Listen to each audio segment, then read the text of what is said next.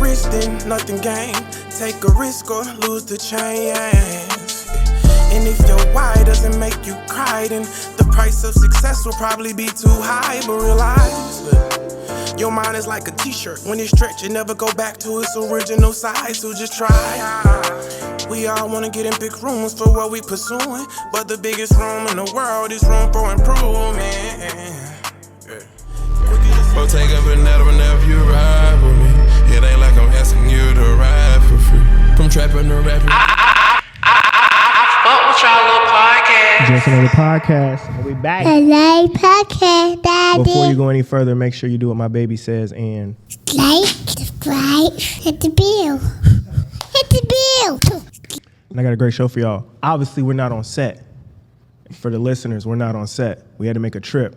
I got Chris with me, Zayna, V, Willie Beeman. I'm your host, Baldy with the glasses. And I got another illustrious guest for y'all. 1 million subs in. Drop a bomb for him. Let's go. Austin Dunham, what up? What's up, man? How you living? I'm good, man. What's up, DMV? Glad to be here. Welcome. I seen they called you Man Dime. Yeah. That's where we started right from there. Man Dime, the glow up. Jeez. Back in 2013, that was my high school nickname, Man Dime, because I started caring about the way I was looking, my presentation. Yeah. That when I was 17. Then my friends start to notice and like, yeah, you a man dime. I'll take it. I'll take it. Hey, nah, Man Dime is right up there with Man Boy. That's a nice nickname. I'm not gonna hold you. They'd still be calling me Man Dime today. I'm not. You and Chris got those genes. I'm medium ugly, but I know what else to do with it. So fuck it. You know what I'm saying? Where do y'all want to start, man? Do we want to start with? So we had a lot of conversations about the manosphere and red pill content. And I personally don't see you as a red pill content creator. I do think you're doing great things for men in the space. Like you said, teaching guys how to glow up, teaching people how to care about their physical appearance, knowing what to do to like attract the woman you really want, all those things. But then, you know, you get thrown in that heat. And you are a red pill Avenger, as they said on Fresh and Fit. So Yeah.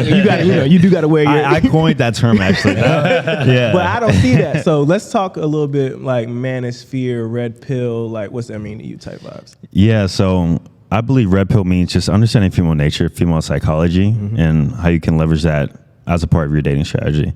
So I don't believe in toxic red pill, and the way I dialect my thoughts towards red pills isn't quote unquote toxic or isn't abrasive like some other people, the way they dialect their talking points. Yeah.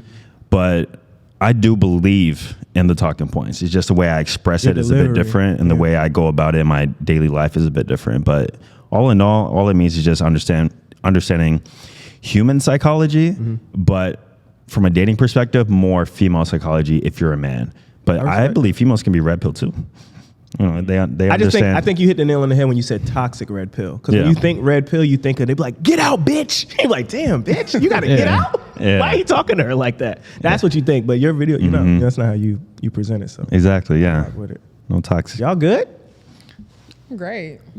So like so how did you start like doing that content? I know originally you started off doing fitness content. How did you go from the fitness content, kind of talk us a little bit about that, and then trying to the transition into some of the dating content and then eventually being labeled red pill? Yeah, so one thing about me is that I've always been interested in sharing content about the subjects that I'm either learning or into. So with fitness content, I started sharing that when I was 18, freshman in college in ROTC. I joined the ROTC program. I got interested in calisthenics, and then from there I was showcasing my journey. But then it was, I believe, 2019. I had a situation. I was dealing with some chick, and I was dealing with unique stuff I've never dealt with before because of my past relationship. It was very like normal and just good. But then I was dealing with this certain sort of female, so I was searching up things on what's going on, why is she doing this, why is she doing that, and then it directed to the one and only AMS, Alpha Male Strategies, his videos. AMS. Shout out so to that's when I discovered like this whole red pill concept, and I was like, yo, nobody else was talking about this. Like he's speaking the truth to me, like why certain things are happening. And then from there, I go down rabbit holes on the internet. So I started going down rabbit holes of articles, more videos, more creators. And then I only did what I naturally know how to do, and that's create content and talk about the things I'm experiencing. But I didn't do it on my fitness channel. I decided to create a whole new channel and discuss some of the things I was talking about. And then throughout that, I think one of my biggest breaks was when I invited another Red Pill content creator, and we just discussed topics. His name is FedEx Fearless. And from there, that's when, through my experience and being around other people who had the same beliefs towards that, I just kept creating content towards it, and here we are. It's pretty much the same story, but just in a different niche, really. So yeah. What was some of, if you don't mind, what was some of the things that you were experiencing in your relationship that caused you to research? Yeah, well, it was never a relationship, but it was a situationship. Mostly because I didn't want to like make it serious, but the way she was acting, it was like, based on my, it's gonna make So it long sound ago. so bad. So many back in the it's- backlog. It's basically, it has more thing about lying, a lot of lying and manipulation towards me and her behaviors towards that. It just wasn't what I was used to. But then I've always been the type of guy, whenever I have a problem, I just search on the internet just to see if anybody else is experiencing it. And so when I did that, that's when certain videos came up discussing about red pill and female nature. And he was talking about exact topics that I was going through. So that's when it related to me. So Do you think the relationships you had before her, you said they were normal? Outside of that situationship, excuse me. Do you think those women weren't playing as many games as that female? Is that what you're saying when you said they were normal? Yeah. They were genuine. Yeah, before that, my girlfriend before that, my ex, it was just a normal, no drama, no manipulation, no games. I was in a genuinely good relationship looking back at it, right? And so I didn't experience the toxicity and like the quote unquote realities of female nature until I got with her. And that's why we were speaking earlier. I believe some guys don't get red pill unless they go through a situation. Because if I was in that past situation with my ex, the good one, and somebody was talking about these red pill talking points to me, female nature this, female nature that, I would be like, yo, you're toxic. What are you talking about? Like, I don't believe you, you know? But it takes going through something like that for you to understand and experience that, So you know? I'm sorry, you guys, but I was just curious. So like I've seen some of your videos, and so I noticed that you give like men certain points to do certain things in certain situations to get certain results, right? Strategies. So do you feel like you had to build strategies in order to have a situationship with that female? Is that where that came from? Yeah, a lot of it was brought on me because I didn't want to take her seriously, and I knew that. But I was it was really immature looking back at it. Like I wanted her to act a certain way, but I knew I was never going to take her seriously in the first place. But you was like your experiment, or like Yeah. to see what, like, give and take. What is this gonna result in, or what is this gonna do? I'm not sure if I understand what you're asking. I'm saying, like, you were basically stating like you weren't gonna take her seriously, but you were, Because she already disqualified herself from by that. playing those games, right? Just her habits, her behaviors, little things that just are red flags to me for taking a girl long term. Okay. That I knew way back then before I even know what red flags really were. Oh, okay. Yeah. Gotcha. So she had those, and then, but at the end of the day, I still wanted her to like change a little bit and become this better person, but it never got to that. And That's what I would mean. Like, do you feel like you were maybe trying to figure out how to like help her change by doing these? until I tactics? figure out some red pill talking points, such as you can't change her, or, you know, and like little things Right. like that. Yeah. Gotcha. What would you say are some of your red flags now? Oh, they're a ton. They're a ton, man. Off the top of my head, validation seeking behaviors on social media and in person. So I can pretty much read a girl just by looking on her Instagram. Those types of girls I'm cool with having a fun time with, you know, but like anything long term, automatically disqualified for me. And then just behaviors that is hard to say what exactly are, but I can just read it if I'm meeting them in person, how they speak, what they do, their job. I tend to attract girls, a lot of them in which they do something based on their look. So it could be like a bartender, a bottle girl at a club. Immediately, like I personally don't take those girls seriously, just because the habits and the behaviors that tend to come with women who monetize their looks tend to be negative. From my experience, of course, exceptions do exist, but overall the general rule. I tend to avoid that.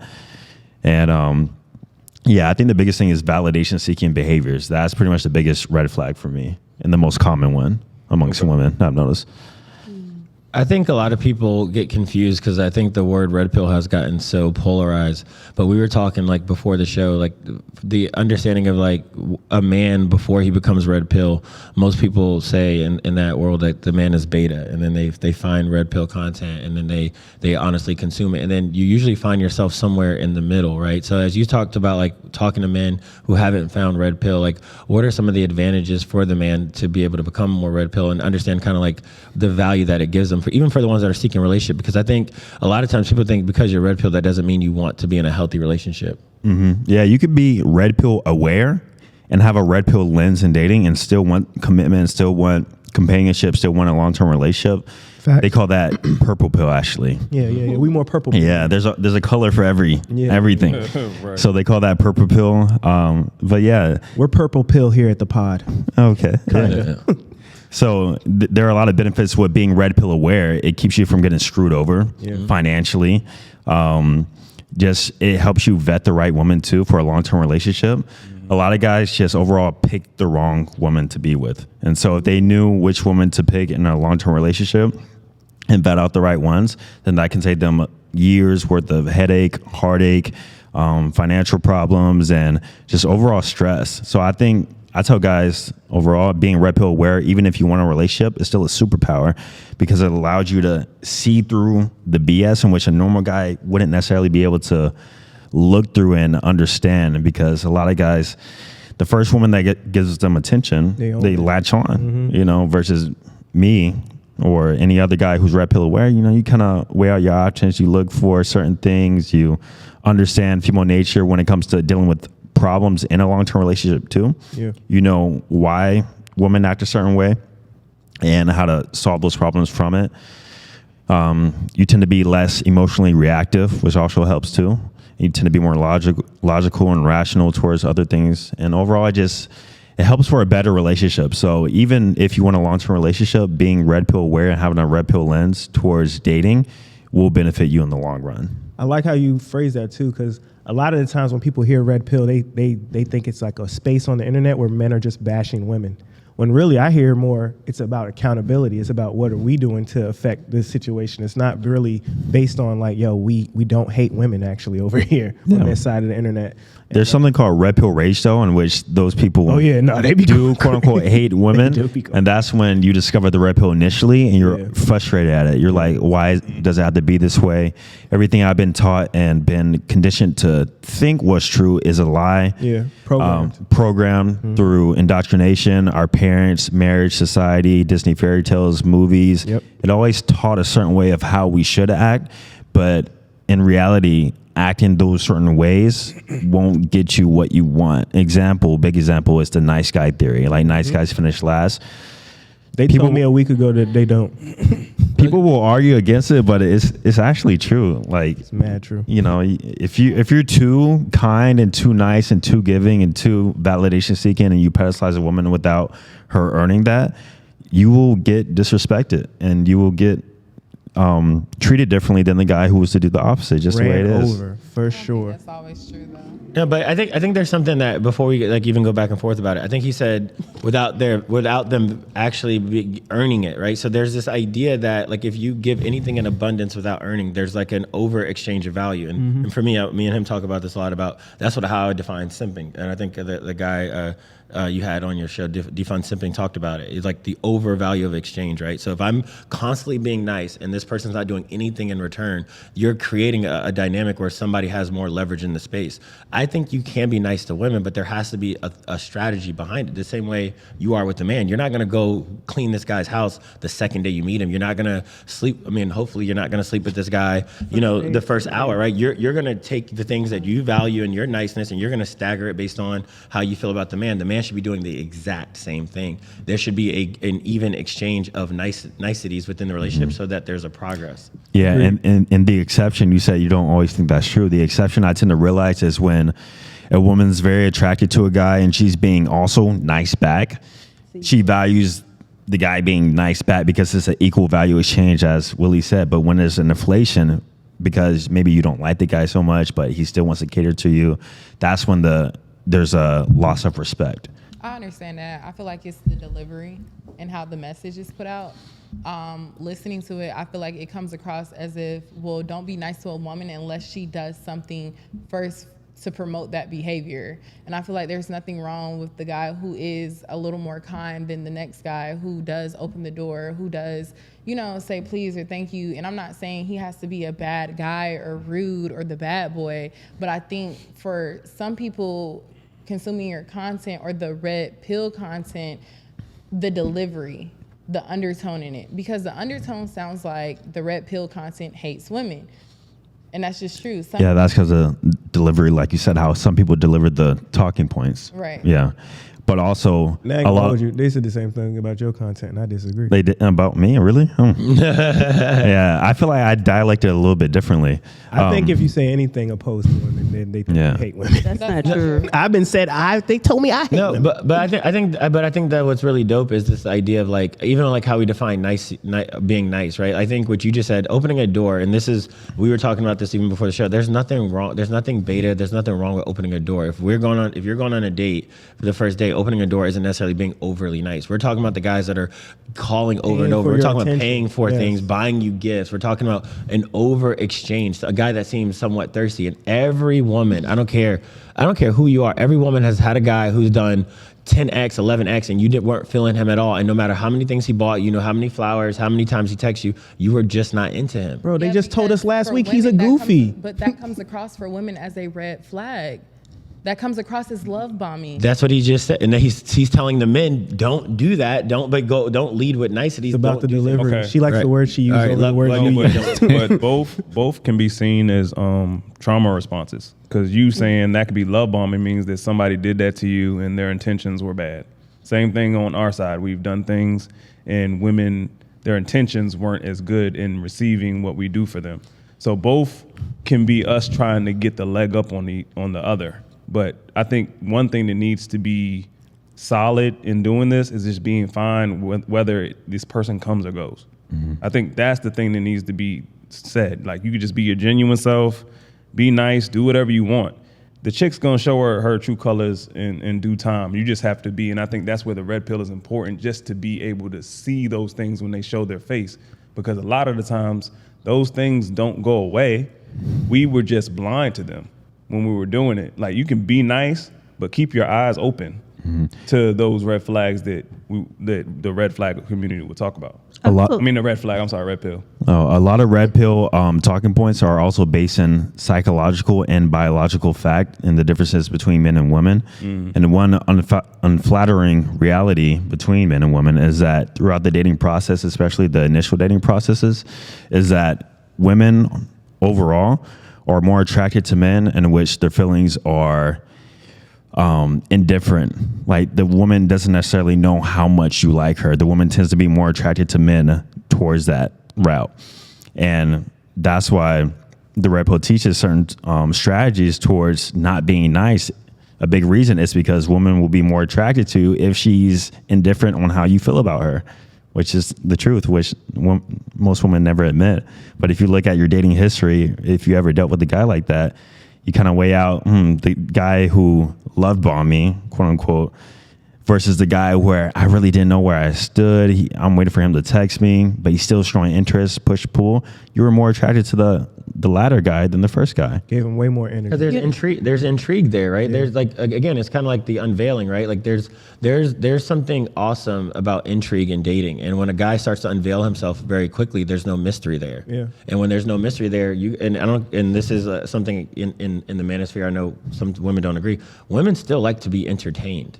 And when a woman's in a space and they're not entertained, there's no intrigue there, they're more likely to leave. As soon as they get bored. Out of there. 100%. Look, she's like, y'all don't know anything about women. No, but women do. I mean, naturally, think about it. Women are the ones that consume the most entertainment. They consume reality TV for a reason. They want to be entertained. I'm sorry, I didn't mean to cut good. you off. But, I was also thinking, like, when you're genuinely interested, you could feel that regardless if you don't understand what's happening up front, but you can feel when somebody's genuine.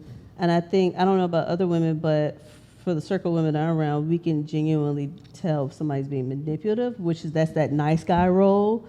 What you're saying, I think, because it's like a language thing, right? So when women hear your content, they're like, "You're saying a nice guy is not," but the guys know what you're saying. Like, you're being manipulative. You're trying to act like something. You're not behaving like it, which means that's embedded in you. So that's genuine. So you're out with a woman, you're genuinely getting to know her, not because you're trying to buy her or you're trying to, let me see how I can get in. And you're genuinely trying to get to know if this is person compatible with me. Do we mesh well?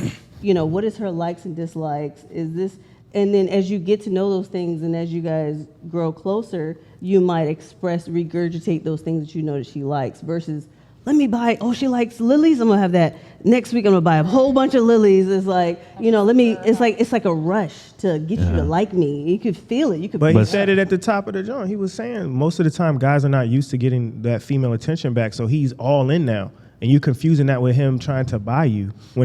Most guys is probably, that's more of a genuine They were play. indoctrinated to act that way also. Buy flowers, buy this, buy that, through the movies they saw growing up, through what their mom told them how to treat women. They're indoctrinated their whole lives on how to treat women. Then when they do it, they're punished for it. That's probably where it came from, but this is the energy that females are picking up. Like, you're rushing to get something and they're trying to do something that they think in goodwill that this is going to benefit them, but the results that you're going to get is either a woman that's a gold digger, or two, you're going to get someone who pushes you away. It's not going to be what you're looking for, which is a genuine connection with somebody who mutually wants to build something with you and give you something back. Let me ask y'all a question. Do y'all think there's any real surefire way of finding out what a person's intentions really are? Is there a surefire answer to that? Time. Patience and time. Okay. Surefire way, as no. the dudes on the couch. Have you guys waited for a long time? Okay, it's like the 90-day rule thing. It's like a guy will wait if he really wants it. That doesn't. He said he waited. He didn't wait. But time isn't. I don't even think time is an indicator of true intention, because all you're doing is triggering a man's ego, and a man's ego, when it's triggered, he gonna fight that fight if he really wants that. So his intention might just be to get you in the bed, and you might say, "Oh, I don't sleep with guys until after a year." He'd be like, "Okay, challenge accepted." I mean, I don't think time is even an indicator of that. I just think at the end of the day, you can't really peg somebody's intentions.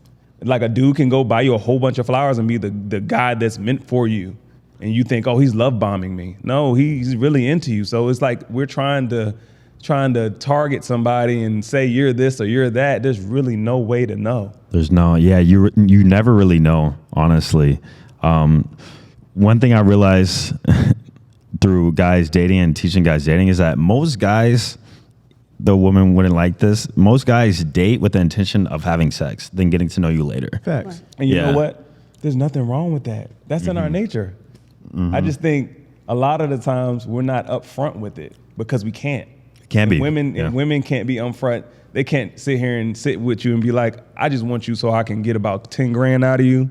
Then I'm gonna bounce. I'm just here for this meal." Right. They can't be that either.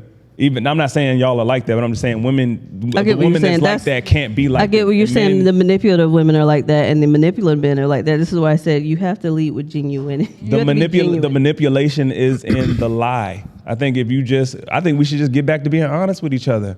Straight up. Oh, we can't be honest, man. Guy can't be honest. If you send a girl, I'm just trying to. Austin told us there's not gonna happen. 5 types of women to never date. No, I'm here to cook up for content. I don't know what the hell y'all on. Oh boy. Competitive or masculine women. True. High attraction, not there, so you're not really her type. You might be attracted to her, but you're not her type. You're not her cup of tea. You're not a 9 or a 10 in her eyes. That's another one. Is she an asset? Assets over liabilities. Any girl that came back to you. So if she came back around after you done glowed up, you got the big whip outside, now she's back. Nah. Here for a short time, not a long time. And hates manosphere talking points. Yeah. React. Yeah, all those points are true.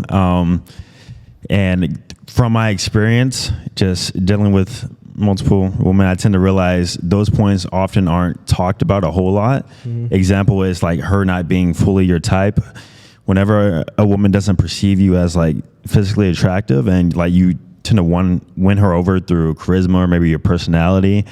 Yes, You those make her can laugh. last like through short periods, but Till her type come along. yeah, so like there's always 1 foot out, 1 foot in, or maybe she's at a bar, she'll be seeking attention from the guy she actually likes. You'll be embarrassed on social media, like Tyrese was with his wife, telling him, Tyrese looking crazy. yeah, telling him "Dang, like he I was dead." actually into your friend Paul Walker, but like you were cool too. Yeah, What would you do in that situation? it's over. I'm with you. Perhaps. I asked my girl. I asked my girl the other day. I was like, While he was on live. Yeah, He was online. on live and she was standing behind him. And they were talking about how they got together. And she was like, well, I was actually into your friend. And she's barred. Yeah, if I get with a woman, I want her to perceive me as a solid 9 or a 10, the most handsome man who has ever walked this earth. And I notice I just get the best treatment from women You who said what? think that I'm way. sorry, but what did you say? No, I said not mad at that. I'm agreeing. Oh, I thought you said you never had that. I was like, what No, the? I said not mad at Look, that. she couldn't even believe that lie you was about to try to tell. No, but it's true, right? Like at the end of the day, a woman is going to show up differently for guys that they're more attracted to, or the guys they're more into. So the idea is like, and we talked about this before, and you talk a little bit about in your content, is the idea of like literally dating within your range, right? Like what you're really willing to be able to attract and retain. Right, a lot of men don't understand that. Like, hey, if you are a 7, you probably do need to be with a 6 or a 5. And this is what's crazy: if you're a 7 and you get a 6 or a 5, to that 6 or a 5, you may be a 9 or 10, like you just Facts, said. yeah. You need a date to a range where the woman feels like you are a 9 or a 10. You are of high value. 'Cause if you you're date a a 7, With the prize. she's a 10, and she knows she can attract other 10, she's going to treat you like, oh, you are someone I could Like you're a potentially 5, leave. yeah. And that's just facts. It's just it's not about. Look at that's where Zaina. Look at Zaina's face. So do you- She can't believe No, it. but no, look. but I'm saying, but if you end up being with a woman who feels like you're a 7 and she could potentially leave you for a 9 or a 10, should you have been with that woman in the first That's place? why you said you should date in your range. You Right, said that right. first. But Zaina, this is why we talk about like even the idea of red pill aware. If you understand that, you're not gonna get that deep in a relationship where you know a woman. And you know what it is? Men for a long time, and the men can speak here, our parents didn't talk to us about female nature. They didn't talk to us about dating dynamics. They talked to us about marriage, being a good husband in certain times, or just being a respectable man. They didn't really prepare you to go out there and date and find a mate. Like we didn't get that in high school. We didn't understand any of those concepts. So you're right. Like our energy, especially like certain men, our energy is like, we're gonna go out there, we're gonna get the prettiest girl, we're gonna go get this dime, this, that, and the third, until something you realize like, oh shit, she left you for the high school guy, or she left you for the guy with money, she left you for the guy that was more fit than you. And you start realizing there are things that can occur that like, hey, if a woman sees higher value in another man, she could potentially leave you. You don't learn that until you probably go through an instance. So most men are considered a beta, or they haven't become aware of some of these aspects until usually through pain. Most people find red pill content through pain. Why did she leave me? I was so nice to her. I was so faithful. I texted her. I cannot believe she did that. She went to college. I can't believe she dated the football player. That's what happened. He was wild. So No, let Zaina go ahead. You got it. So with the Disney programming, do y'all think it was more off for the men, or was it more off for the women? I would say it was more off for the men. That's why the red pill community It was so definitely popular now. It was Definitely more out for the men. because I feel like with women, when we go through a breakup, we have our best girlfriend to call, or our mother, or whoever. For men, I feel like if you was to go through a breakup right now and you go chill out with your homies or whatever, and y'all sitting there doing what you do, a man's not gonna want to hear about that time, hours, and phone calls after. Yeah, we don't have a days. good support system, Exactly, usually. support system. So you turn towards the internet, so you could transparently look up your feelings without feeling judged. My thing is about the red pill content is not what is being said. I feel like it's the delivery, and I feel like the way. So that means you agree with it. You said what? That means you agree with it. I'm not fully saying that. I agree with some of the things, but not all of it. No, I don't agree with it. But my thing is, it's the delivery. The way you perceive something, everybody is not perceiving it that same way, especially while somebody is hurt and while they're vulnerable. And I feel like red pill content comes across very surface level. So what happens after you get the girl who thinks you're a 10, and after you're making more money than her, and after she can figure out if you're driving a Corvette or a Lamborghini? What about spiritually? What about everything under that? because you can tell them how to get a girl all day, but what about keeping that woman? What about having a healthy relationship and a family? What about how you will raise your children together? And that's all I'm saying, is that it comes across extremely surface level. You got that in your deep dive of red pill content in 2 days? Go ahead. No, Actually, yes, I did. I yeah, was it's just surface asking. I wanted to level. know. It's surface level to the first part, yeah. But once you actually put yourself in a position to have more leverage, maybe you date a woman who views you as 9 or 10, and you have all these aspects of yourself. You became a high value man, quote unquote. That's when you get to experience the best out of a woman, and that's when you get to have the healthy relationship that a lot of men seek for. sure. That sometimes that could be misleading because they think it's like math, and I know men think with logic, right? Mm-hmm. They think 1 + 1 + 1 = 3, but humans are a little bit more complex than that, right? So some men like, well, I have this, and I have this. The woman's like, but I need you to spend time, but I need you to be there emotionally to support me. And some of those men are like, well, I have the car, I have the look, I got you the house. Why do you need me to show up for you emotionally? Why do you need that? Because that's does what's that look missing. like? Because that's a little empathy there. Is I think that's a personal issue. Like, I think that's based on the guy. Example for me myself, Right. I don't have problems with that. That's what I'm you know, saying. even though I believe in a lot of red pill talking points, I think that's more of a personality trait. I do want to say something, and this may be, you guys may or may not agree, but I think women, when they are attracted to a certain guy, like when you talk about red pill, you talk about being more fit, you're talking about taking care of yourself, you talk about, getting to a certain status, you talk about just the understanding of the value that you bring into a room. If a woman sees you as that 9 or 10 or that certain value, they're going to handle even conflict differently. Their needs are going to change differently. How they show up in the spaces differently. Women are going to react to you differently. When a woman truly is attached to you, their energy with you is different. And I've been on both sides. I've been in a relationship where I felt like a woman treated me like I was beneath her. And I've been in relationships where women felt like I was a 9 or 10. And I'm telling you, we could have the same exact conflict. I can do the same exact thing. And their reaction and their energy to me is going to be completely different just based on how that person sees you and the value that they believe Bro, you have. they know that. So what you're So why saying? haven't any of these relationships worked out? So what they're but what? No, not. I'm just saying in general. But even Because- before we get to dating, the guy that comes to holler at you, if he doesn't present the way you like, that sounds different. A dude that you already attracted to, he walks up, same bars, you eating out his hand. It's all about who you like. But I can tell you, I mean, I'll ask the men in the room. How many relationships, once you felt like you got to a certain space, and Chris and Kadeem and Austin, you guys can talk. How many relationships that you genuinely wanted, once you really got to a spot in your life that you were at, and you felt like you had started to understand female nature, that you could not have stayed in, committed to, and married if you wanted to? Not a lot. To be honest. If you wanted to, Yeah. Yeah, if I wanted to have it, I could have kept the. Could've kept it. Yeah. If you Yeah, wanted that's what I'm to. saying. Can you read the question one more time? So Austin, so now that when you've gotten to a space in your life, let's say after you became red pill, where you've got your money right, you got fit, and you started to understand the value that you hold, how many relationships have you been in that if you wanted to marry the woman and you wanted it to work, you were the one that were the ultimate decider of the outcome of that relationship? All of them. yeah. Yeah. You know what I'm saying? But Yeah. this- So but this- because women say this, what Zaina just said, it's fair. Women go, why didn't it work out? I'm like, because I didn't want it to. Yeah. Because I'm holding the cards at that point. Yeah. I was in a relationship where I wasn't holding the cards, and I'm in there doing like you said, don't go, I need you, I love you. I Park think- outside of your That house. sounds self-serving though. How? Because you're in a relationship where you're holding the cards. It's different. Every when they rela- hold- every It's relationship- different when they hold them cars, bro. Yeah. I'm saying, are you looking to be comfortable? What is it? Are you? Zaina, every relationship, business relationships, jobs, friendships, every relationship, there's somebody that has leverage in a space. Somebody's got Every to be relationship your- has a masculine, a feminine, a leader, a follower. There's a dynamic to every relationship, whether you realize it or not. Right, there's value exchange happening, and they're like at the end of the day, in most relationships, especially romantic ones, there's somebody in there, and I know this sounds crazy. I know you guys probably hate it. Somebody in that relationship cares less than the other. I don't care if they're all at 2,000% care. You could be at 2,000% care. Somebody may be at 1,900% care. The person at 1,900% care cares just a little bit less. In every And they have the relationship. power. Every Yeah, relationship. they have the most leverage, and relationships tend to work out better when men have the most leverage.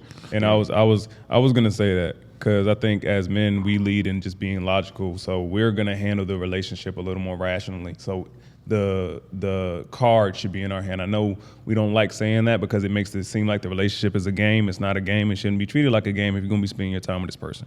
But if anybody's gonna be holding the stick, it probably should be me, because like we talked about on a few podcasts before, the leader shouldn't be emotional.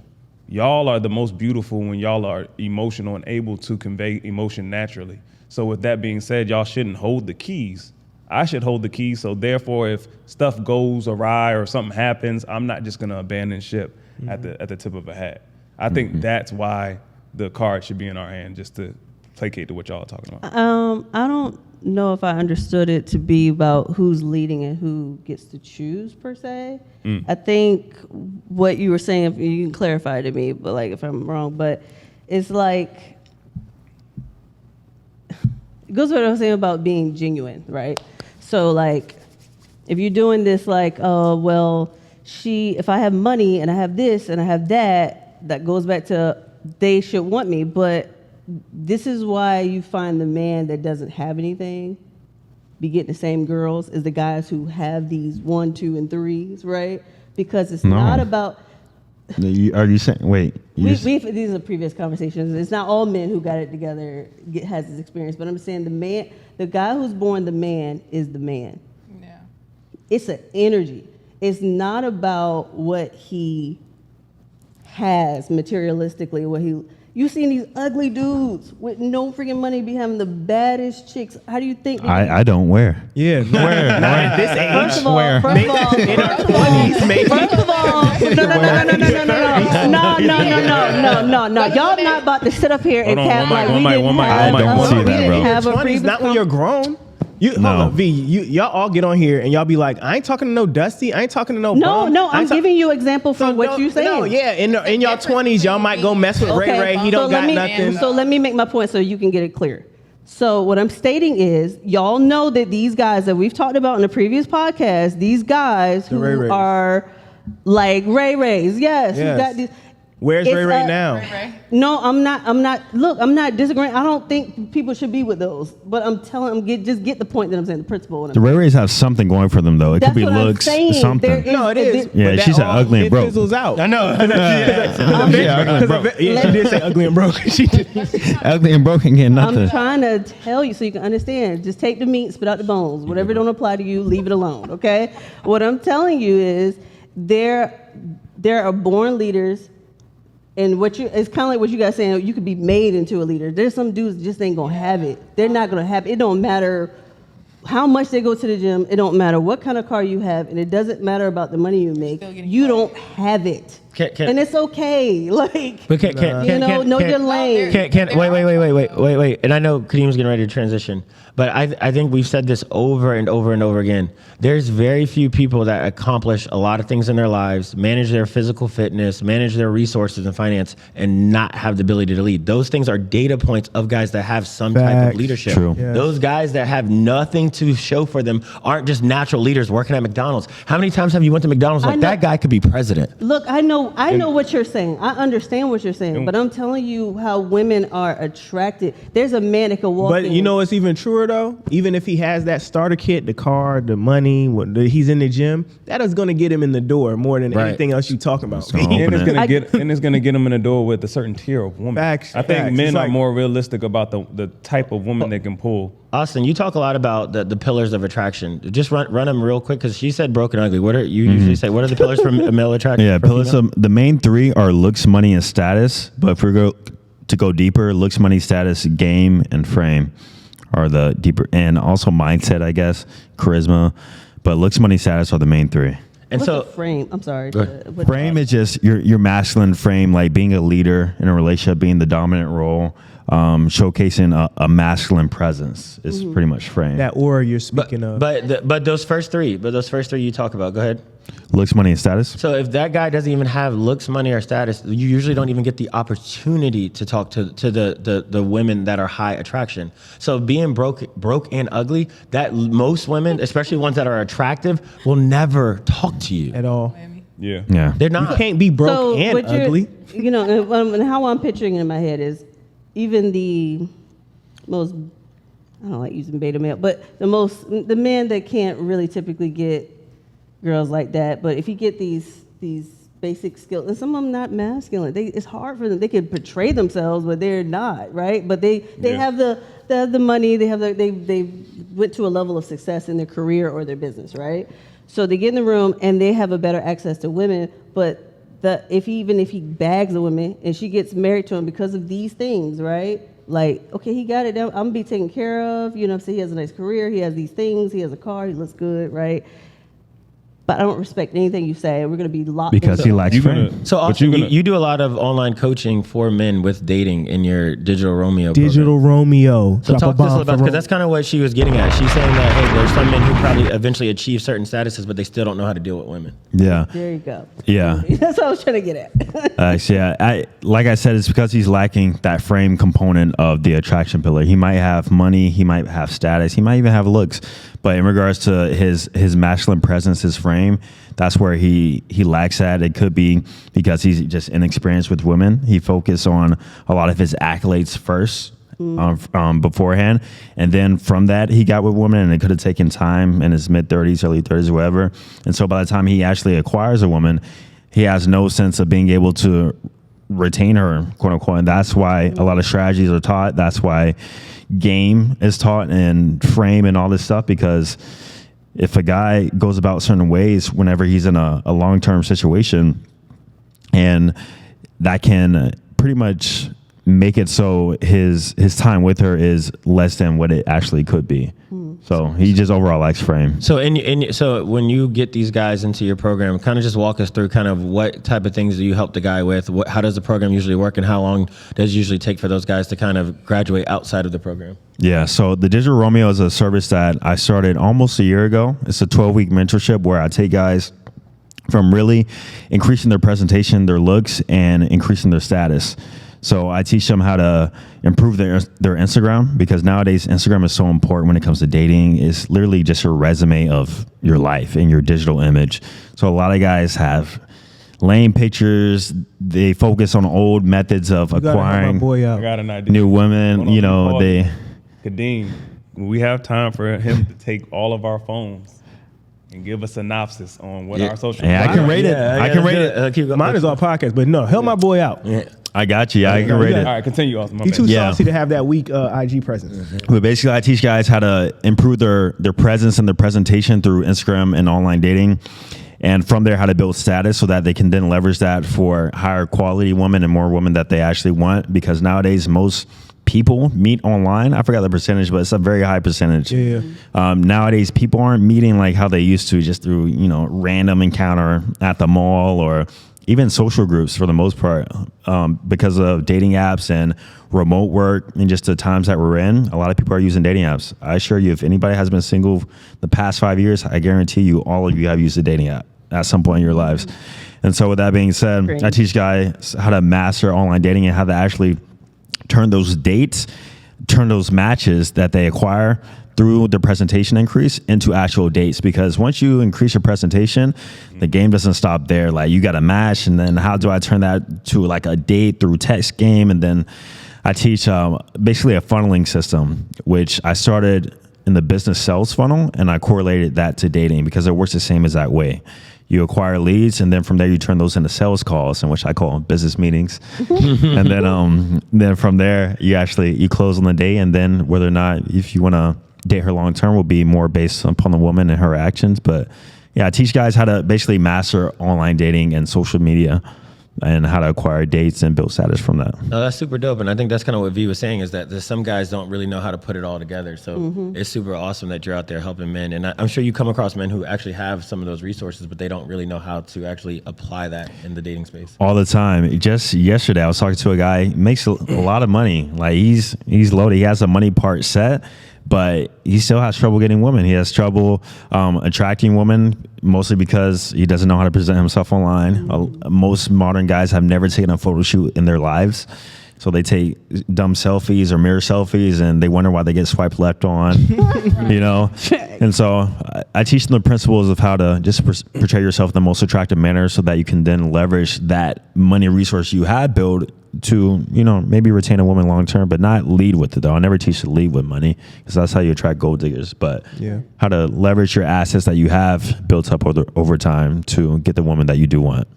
This kind of reminds me of like, I follow a lot of life coaches that are women that talk about etiquette for women, and some of them include like being soft and feminine, right? So you're kind of like doing the inverse for men, basically. Yeah. Okay. Basically, It's yeah. hard out here for men being Essentially. single. They don't know that. They think because they be around the 10% that date all the women that every guy's out here. What I noticed by women Why is you that keep making faces, fam? they Actually, my face. that's that RBF. Oh my God. She's like, Wait, you said it's the what? The RBF.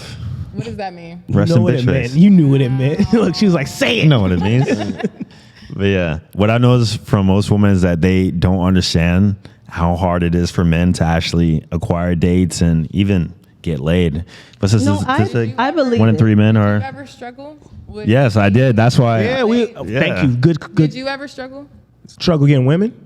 Not getting really. laid? No. See, some people are just naturals. I wasn't a natural. I lost my virginity late, and I had to learn all these things that I now teach. And I think that's what makes a good coach is somebody who has actually been through it and experienced the same problems that they're teaching the guys. And so I overcame that, and I had to learn and navigate through my own problems and lack of women. You have a lot so of to speak. videos talking about this. Over 100, yeah. He got 1 million subs. V, disrespect. Let me finish. Like your some of the content I seen, it just talks about like the how tos for men. I didn't get to the part where you were being vulnerable about your own experience. Yeah, tell about your glow up, bro. Yeah. So in high school, I was more like the lame kid, man. Like I didn't have like a lot of friends. I've always had social skills, and I wasn't like weird or had like social anxiety. But like just my presence in my group, I always just was not there. So in regards to the experiences that other guys had with women throughout that time frame, I didn't have. Like I would always envy the stories I would hear and like stuff like that, and I didn't experience that until I got to college. And that in college was when I was in a different environment, so things were different too. But I had to really work on myself. I had to work on my confidence. I had to work on my social skills. I had to work on my looks.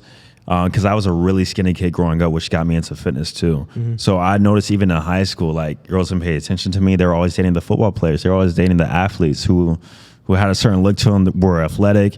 Versus me, I was in band. I was in band. What'd you play? Baritone. Oh, okay. I played French horn. But yeah, I was in band, so like it was just a different reality to me. And What's funny about that? And you were a Roxy. yeah, I was in RTC. Yeah, in college. that was all makeup for like. If you didn't go to like a artsy school where it was eclectic, I could see how they would ostracize someone who's like RTC in the band. It's like, oh, you're. But I think the story that you're talking about, and I've heard it a couple different times, is like it's the idea is that a lot of people think like with fitness or they think like with dating, either you have it or you don't. A lot of these things with anything in life, there are skills that you can acquire, and I think that's what's been really dope about your channel and just like some of the content you're doing is you have been very open about the authentic, like actually saying, hey, this is where I started, but this is where I end. And it's literally about controlling the controllables. And I know you talk a lot about that, right? We can't control our height. We can't control, certain aspects to us, but the things that you can control and you can maintain, you should try to perfect. Yeah, absolutely. That's the whole self-improvement idea in the manosphere and what I teach too. Self-improvement basically involves increasing the attraction pillars, looks, money, status, game, frame, and increasing that through just little by little, 10% every day, every year, to become the best version of yourself so that you can reach that top 10%, And I think that's for me, like why I got so attracted to the manosphere, because even on myself, I mean, and you can kind of give us the definition, like I feel like a lot of men, and I'll say for me, like I had a hard time in dating life because I think some of us that don't have it natural, start off somewhat like with a beta mindset. It's very scarce for us. So like for us, we get in relationships or we get with someone who we think is super attractive, and so we don't know how to operate. We don't know how to like maneuver. We start doing the nice guy thing. So like for you, like when you think about the definition, because a lot of people like throwing around beta, you hear it in the comments, like how would you define a guy who's like a beta male per se? A beta male it goes hand in hand with blue pill. So there's red pill, purple pill, and there's blue pill. A blue pill is a guy who's been socially conditioned towards acting a certain way, in which I believe about 95% of men in America, or in the world really, are blue pill, or quote unquote beta males, in which they're taught and indoctrinated from their parents and movies and the things we talked about before. And from there, they have beta tendencies or beta behaviors, in which they're very catering, they're nice guy-ish, they could simp, and they have all these things in which they think are attractive, but in actuality, it actually makes them more unattractive. So that's what I believe beta is. And I think that like the idea of helping men with confidence, I also think help them become better individuals in relationships. A lot of guys that are somewhat not really good mates, even guys that can be somewhat mentally abusive, physically abusive, are guys who actually lack self-confidence. And so they take that and they lash out. So I do think that even through content that people think is so left-sided, men becoming more aware of the value that they have, becoming less emotional and more logical, I actually think creates better relationships. I think the whole beta thing is just a lack of boundaries. And I think with the things that you guys are talking about, like pursuing your purpose, getting your money up, getting your physique up, those teach you how, they give you confidence. And with that confidence, they establish those boundaries to stand on. I think those are the things that make women not respect you, because she knows she can walk all over you. I think that's what bores women. Because when you're in a relationship or a marriage or whatever, and she sees that you've been this way, you yes man to this, you don't stand on anything, I think there's a subconscious security that those boundaries give to a woman. Even if she can't get over those boundaries, she knows that this man stands on this, so he's gonna stand like this with me as well, because I'm within it with him. Chris, so I think those things matter. It's just like I like to say the word reverence, like, right? Like even at the end of the day, like even like your spiritual, right? Like we always give this example. Like if a guy came in here right now and he was dressed as a monk, even if none of us practiced like his religion, we would have reverence and respect because we know he stands on certain things. Right. And I think women love and respect and revere somebody who stands for something. Yeah. Right. Even if they don't agree. I agree. Right. True. Yeah. I'm rolling. I agree. No, but no. I just because I do like that you actually speak on the before. A lot of people in this space, they don't really talk about what life was like before they hit that pinnacle that they're at now. Yeah. And you've definitely he got glow up rules. Time, right? Because it's gonna take some time. Yeah. It ain't gonna happen overnight, right? Mental shift. That's when I put man down in my note. Bro was like, nah, I'm gonna switch up on So when you him. say mental shift, though, like what does that mean? Mental shift in regards to glowing up is that you got to realize that your presentation is important. Because I made the analogy or the example of how when we're kids don't understand that the way they present themselves in the world is important. That's why they walk around with their shoes untied, snotty nose, stuff all over their face. But as we grow older, for the most part, hopefully, you need to understand that the way you present yourself to the world does carry value and does dictate on what you get in regards to dating and other opportunities too. Facts. Just to increase in my presentation and my looks too through the glow up process, I've been presented so many opportunities to me in which I never would have outside of dating, business opportunities, friendships, relationships, just people literally treat you differently. So that's the mental shift. You got to understand and realize how important it is. And you can't, walk outside and you didn't brush your hair for the day or you didn't wash your face. Like guys really operate that way. Some guys don't even brush their teeth, Oh, Jesus. If you don't take you seriously, they won't take you seriously. I was just thinking about before you move on. It just made me think about something. Like the women that are like masculine or the ones who can't decipher that they need a guy in their life, right? Are like the inverse of those guys. They can't get women, but the women that can get guys, they don't know how to keep them because they don't have the skills. Yeah. Yeah, that's the inverse. Yeah. He also put on here objective attraction, objective beauty.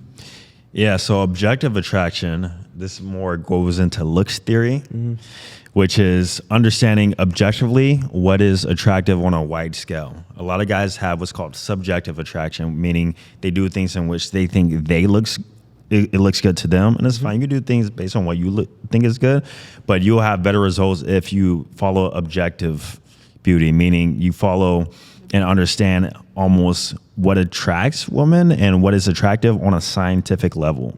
So if you look at every attractive guy out there, there's commonalities between everybody and everyone, even from a woman's point of view too. Women who are most attractive, pear-shaped body curves. They might have this certain facial feature, whatever. This hairstyle. That's called objective beauty. Objective beauty. But some guys, they'll be like, "Well, I don't like that. I like my long hair. I like my this, that, or the other." And so they kind of shoot themselves in the foot. Bro, it happens because you hear guys like you'll talk about getting fit, and then some guys are like, I still get women and I'm still big, and you're like, it's subjective, right? Mm-hmm. At the end of the day, like even women may not necessarily say it's super important, but we know 8 out of 10 times if you're fit, most women are attracted to guys who are fit. It says something to them, like you said, their primal attraction. Yeah. So like being able to step back and really figure out, okay, the law of averages. If I go to the gym, most women are going to find me attractive, so I should probably tap into that. Right. Objective beauty is about what most people find attractive. That's The true. standard. Yeah. Yep. The standard. Yeah. Right. Yeah, the standard. And then we debate that all the time here because sometimes we'll talk about don't. certain things that when they're like, well, not all of them. We're like, okay, yeah, there may be 10%, but you have to play the averages in the dating space and relationships. Thanks. Yeah. True. You put "Don't Glow Down." Yeah, Oh, explain that. don't glow down. A lot of people peak in high school, man. Think of Say that one more time. He dropped Say it one more time. Yeah. I think we spun the block. People that peaked in high school, you know who you are. You mad? You upset, bro? They all right. Yeah, a lot of you guys and girls peaked in high school. So when I say don't glow down, is don't be that guy where people look back at, Josh from high school, he used to be the man. He was, fellow. The most attractive guy, whatever. Now look at him. He's like overweight. He's not taking care of himself. Josh taking your courses, bro. It has to be the opposite. Now people from high school look at me and they don't even recognize me. Yeah. Right. If somebody looks at you from 10 years ago or from high school time frame, wherever, and they see a negative difference, that means you glow down. That means you stop caring about your stuff. You stop caring. You got comfortable. You got complacent. And a lot of people, guys especially, tend to get complacent in long-term relationships because they're like, "Oh, okay, I got her. I don't need to be attractive anymore." That's why I talk. So they about stop going to the gym. Competition anxiety. They stop doing everything that made them attractive in the first place, and that's also a big reason why relationships end in the long run is because of complacency on both ends, not just men but also women too. Go ahead, Zay. I'm gonna play devil's advocate just a little bit. I do feel like when you get to a certain point in your life does catch up with you. You have different responsibilities and you prioritize different things. So what tips would you give to men and women to maintain that glow up and continue to move forward? It's to prioritize the way you appear and prioritize your health, prioritize going to the gym. I believe no matter what, through job, I mean, I don't have kids, so I can't say through that, but I know for absolute fact that as long as I'm healthy, I will always be in great shape my whole life. And so I feel like if you actually prioritize that, as I have been throughout the past 8 years or so, then it's not going to be a problem. Hey, and I want to respond. Go ahead, Chris. I just think one thing that needs to be said is if you prioritize your marriage or your relationship, you'll prioritize the things that actually got you the relationship or the marriage. You should. And that's all I was going to, I totally agree, Chris. I think that's sometimes like even like in our communities, like we don't put enough like energy into being the best version of ourselves to our partner, right? Mm-hmm. So like I want my partner to like, if I'm taking my shirt off, I want her to be attracted to that. The same way she was the first time 100%. she came. I want to set the same vibes. I want to keep the same energy. And I feel like or a better vibe. Right, 100%. And I think because I'll speak for myself that I'm someone who could become complacent because I know that about myself. I prioritize always making sure I'm not complacent. Yeah. Because it's easy. Like you're right. It's easy to Netflix and chill on a Friday. It's easy to eat crazy. It's easy to go on trips, especially when things are happy. So for me, it's like I have to go out of my way to say, no, I got to make sure I'm always the best version of myself. So my woman when she puts me on her arm, women love being with a guy that other women want. Facts. So when she goes out with me, I want to be the guy that the women look at like, God damn, how does she get him? But do you think men want that too with their girl? Absolutely. Yeah. So it's That's like why I'm people want always what preaching somebody else competition wants. anxiety. But you should It's needed, though. man. It's needed. At the end of the day, we represent each other. So when Right. I'm big on how, like he just said, how I go out in the world. So if I'm with you and we're together, I want myself to be the most presentable version of myself when I'm next to you. I want the women to sit there and look at you and say, hey, he wifed her, that she's something special. Women will draw conclusions based on your mate, and so will men. Yeah. It's weird because me and Caitlin talk about competition anxiety all the time. The Go ahead, bro. No, I was going to say the way I tell guys in order to keep the competition anxiety in their relationships And to stay attractive is to have a mindset of you could be single tomorrow. Facts. Yeah. Good. Operate as if you'll be single tomorrow. And then from there, That's you'll what I tend to do. care more. When I was learning how to cook, she was like, "What you doing with that?" I was like, "I'm learning how to cook for us, but if I ever got to get back In out the here on these event. streets, Chef Boyardee was at it again." You know what I'm saying? Like It that's makes sense because most people look at it as so much like it's like hard calculus that you got to take in classes. You got to do this in order to graduate. It's like, look at it as it's fun. Like, we can be different versions of ourselves in a relationship. You know what I'm saying? Like, we get this age, we still look good at 50, you know, and we still romanticize each other, sex each other, figure out different ways. Like, that's why I was like, it's got to be through and through. Like, you got to look good, feel good, and want to to their point. A priority though. Most of the time, like Willie's saying, it don't become a priority. You get in a relationship and it's like, oh, I got him. We gonna chill. Like you said, we gonna eat these steaks. We gonna sit down and watch this on the couch. We're gonna drink well wine. We still gotta get up and go to the gym tomorrow, sweetheart. Cause Yeah, and it should be secure. But one thing you gotta understand is that your girl, even though she's probably old or comfortable to you, she's new to somebody else. Same thing for women. Your man, Facts. even though you known him for so many years, he's new to another woman that he walks past. Right. You got to understand that. And I'm not saying that you should be competing with other women. You should just be competing with yourself. You Yes. should want to keeping it spicy is also just presenting. I'm gonna present my woman a new man next year because I'm gonna continue to climb this imaginary staircase that I put on myself. So that's what a relationship in general, like the first relationship was meant for us to build, even if it's building mentally, spiritually, anything, multiplying anything. That's what the relationship is for. Yep. It's for you to have that reflection that somebody that looks at you and says, "Hey man, you coming up short right here," or you need to do a little something right here, or you lash out right here. It's to help you to continue to improve. So to get into the relationship and not do what it's meant for the relationship to do, it's gonna end. It's not gonna last. It's almost like the saying said, the grass isn't always green on the other side, it's where you water it. Facts. So that has to do with you contributing to your relationship 100%. Yeah. It's what you invest. You got to invest in it. Yeah. Like Me investing in improving. myself while I'm in this relationship is actually multiplying the relationship itself. Right. y'all ready to get into some shit or no? Let's do it. I don't know who produced this episode, but modern women are going crazy over Sigma males doing this. I've never seen this clip. We're gonna react. Y'all ready? Let's do it. Let's be real, y'all. Men have one of the most, the manosphere is one of the most powerful voices on the internet today. Okay. We are hearing what they're saying. They are being very clear about what they like and what they dislike. And I think a lot of women take issue with that because we are not meeting the preferences that they say they want. We are not meeting the standard. If I was meeting the standard, I wouldn't have an issue with your standard because I meet it. But I have issue or take issue with your standard when I don't meet it, when I'm not the preference, when I don't feel like I'm desirable. That's what it boils down to, is the fact that we want to be desirable. And when we don't feel like we're desirable and we feel like we're being rejected by what they're saying their preferences are, we're coming at, we're aggressive, we're, poking holes and diminishing what they're saying, discrediting them.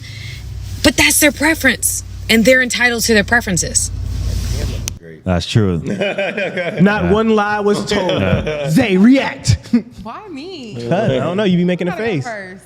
I got something. So that goes back to my talking point in my video of girls you should never take seriously is if she disagreed with a lot of manosphere talking points. Because I noticed the women who are desirable, who are quote unquote wifey, who are relationship material tend to overall They hear the message. I kind of like Andrew Tate. Yeah. And across the board, that's a common trend. Like any woman who is desirable, as she said, they usually agree with all the stuff that's said. We were talking before, and it's funny you said, because I was just thinking about women I've dated that actually liked Kevin Samuels or like some of that content. I'm like, those were women who were like very understandable and they were dope because they could understand like what the guys were saying. But we talked about this even for hypergamy. And remember you asked me, you was like I think before the show, we were like, hey, do you agree with hypergamy? And I'm like, yes. Because I think a woman should have standards. I think a woman should be able to say, hey, these are the type of guys I want, and I think guys should rise up to it. And I wasn't even thinking about it because I feel like I hit most standards. I was just like, fuck yes. a woman should be always leveling up. And so I don't have any insecurity in that. And if I thought I was not meeting certain standards, I wouldn't even focus on dating. I would be focused on getting up to a standard where most women would want to be with me. Yo, this makes me think like there's a subconscious security to a man knowing what he wants. And I think a lot of relationships weren't lasting because women can feel when a man is just following, he's not necessarily communicating what he wants and what he needs out of a woman. So for years, men were just, yes, baby, not necessarily expressing themselves and saying what they want, but women can feel that. And for years, y'all could possibly question it, be like, oh, maybe I'm tripping. Maybe he's really being like this, but for years you could feel that uncertain energy that he's giving off, and he's not expressing himself. So that makes you go towards a man that is certain about him, that is certain about what he wants, and that typically leads to the infidelities and the cheating because the side dude knows exactly what he wants. I want you to do this. I want you to do that. But the man that's in the relationship, he's trying to protect certain things. He's not necessarily going to stand on certain boundaries. He's trying to go back to that program. That's exactly. It's the program. Accept her for how she is. Don't tell her she falling off. Don't love her for how she came in. But as soon as you went from having 1 million to 0, she's out of there, buddy. It don't matter what happens. It's the toxic. It's that. I feel like it's because men operate out of clarity. And in my opinion, I feel like men operate out of a sound mind and clarity. So when you come across as if you don't know what you want, you don't have clarity. And I want a leader.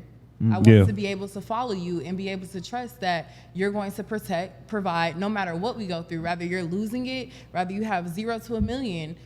You could lose everything, but that's not going to take away from the fact that you're still a man at the end of the day. And to react to the clip, I also feel like a lot of women are angry because I don't know how to say it. You better not say presentation again. No, she always talking about how somebody said something. Whatever. I feel like a lot of women are angry because social media has been a tool that enables men to be able to speak how they truly feel without having to be cut off or without having to be told they're wrong. But it kind of feels like, well, why the fuck y'all didn't tell us that this wasn't what you wanted? Like, why didn't y'all speak up? Why wasn't men saying anything? Because now we're comfortable in these roles that we've been playing, and to turn around and find out that I'm only attractive to 30% of the men out there? Damn. Okay, Zay. No, she's correct in that. She's correct. We should have spoke up. But we are coming the same way y'all are coming out of certain generational curses is the same thing for us. Our fathers, our grandfathers, they did what they had to do. We are in a space where we're feeding off of what they gave us. So we have the space and the luxury to actually speak on the more surface level or cosmetic things that we need out of y'all to build more pleasurable relationships. So I think you're right in what you're saying, but I think it's just we're coming out of that positive, that toxic positivity. Like that programming made us feel like we had to be Prince Charming, and we can't disrupt y'all or upset y'all. And sometimes the truth will be upsetting, but on the other side of that, there'll be some growth.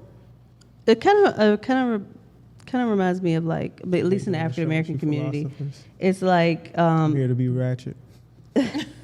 It kind of reminds me of like. All right, we can be. That reminds me of what makes me think about like an African American community.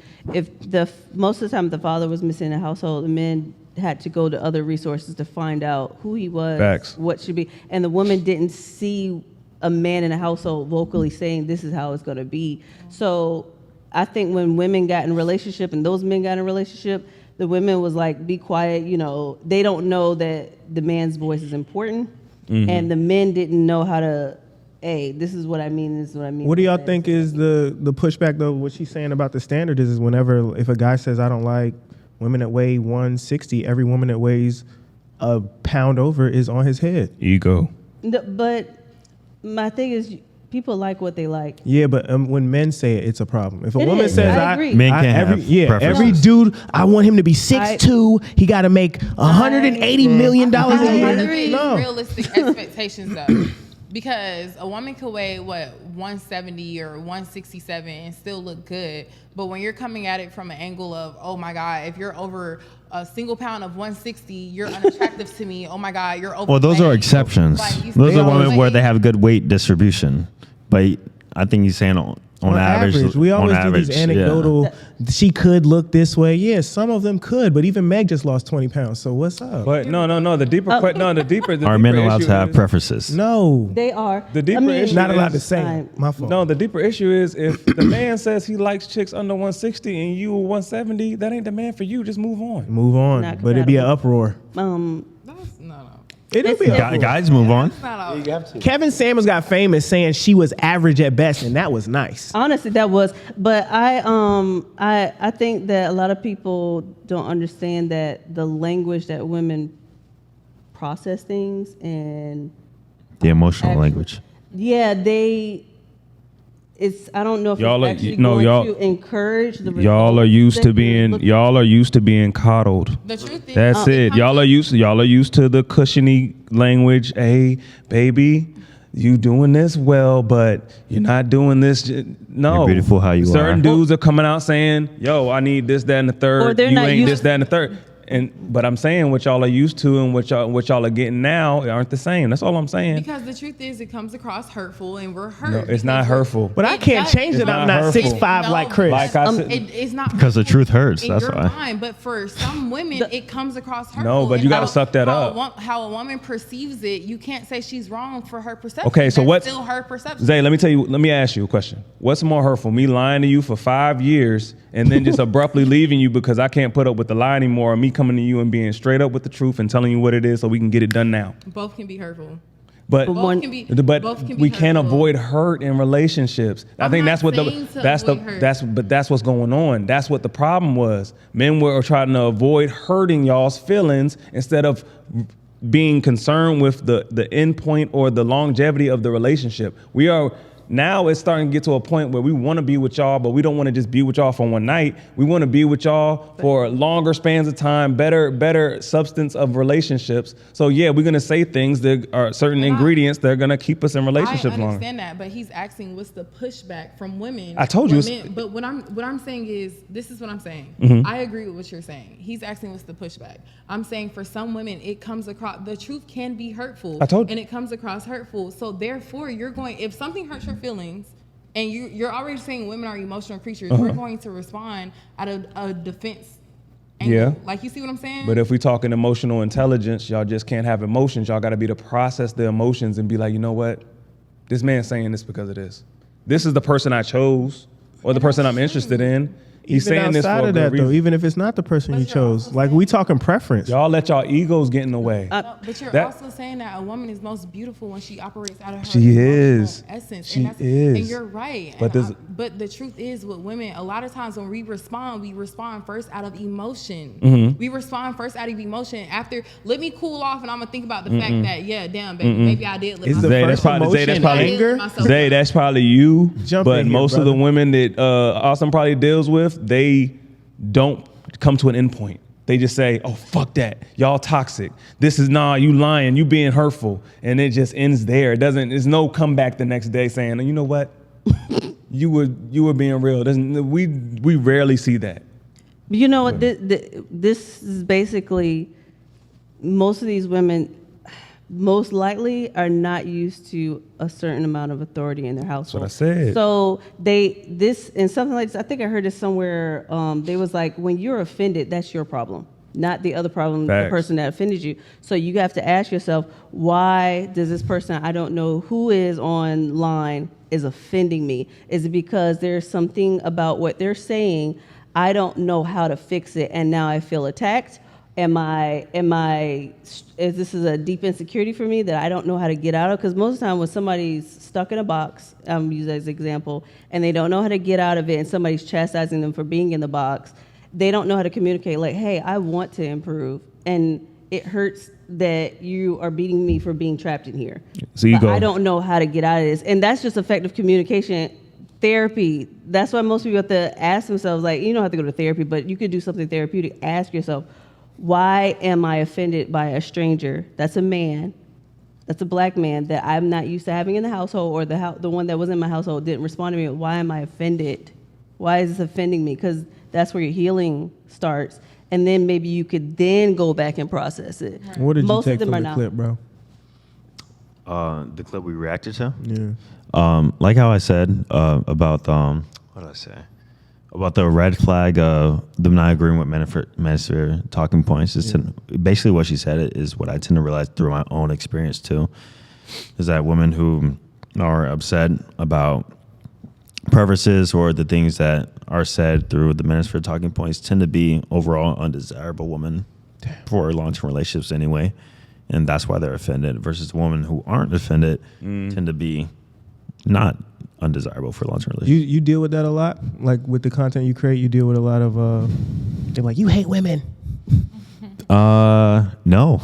No? No, I really don't. Good, bro. I'm glad. No. That's Maybe they're blinded by like the presentation.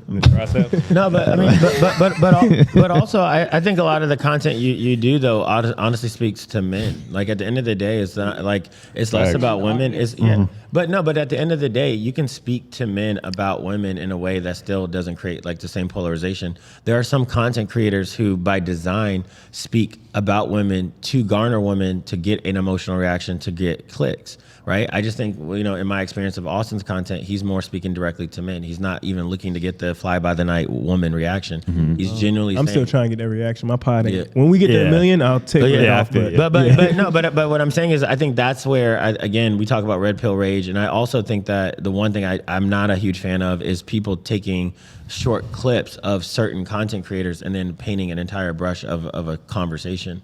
I think overall, the majority of the manosphere conversation really is about helping men understand what they want, understanding their value, understanding how to maneuver as a man, understand how to maneuver in relationships. That to me is what Red Pill is all about. Red Pill was just about becoming knowledgeable of multiple things. And a guy who really understands Red Pill is actually, I think, going to be a better mate for you than someone who is oblivious. I would agree. So true. Yeah. I would agree. Anybody that dives into the manosphere for what it's really for, that leveling up, that accountability, that positioning yourself, not overextending yourself with these women. They overall become better. And I have one piece. I actually think when men understand their value and they understand their desires, they're actually stickier. They're not gonna cheat on you because they know that they made a decision to be here. They know they have choice. They know they live in a life of abundance. Right. You get a man who doesn't know their value and then someone tells them their value while they're with you, those are the ones who are going to probably be cheating on you more than likely because then they're like, oh shit, this woman wants me. But other men who understand their value, who've actually lived in abundance and they make a choice, they're not so easily moved off of that choice because they know how they got there. Yeah. Even that question Willie asked at the beginning when he's like, how many women do you think if you wanted that relationship, you could have it, you could have had it? That's what we choose. Y'all have y'all control access to sex. But that relationship, if I wanted that girl, I would have had her. So when when I'm with my girl now, I'm like, come on, man, I picked you. We're here together, and you're competing. I love that you still compete. Right. No, I do. I love when I see my girl in the gym doing pull-ups. Ain't nothing sexier to me than a woman that can do a real pull-up. I ain't gonna Same, yeah. That shit's fire to me. Men like muscles too, y'all. I've been saying that for years. God, look at her back. I can't wait to get home. You know what's crazy? What I realized too about some relationships is that after a certain point you get to as a man, if you're in a long-term relationship, some women don't leave some men.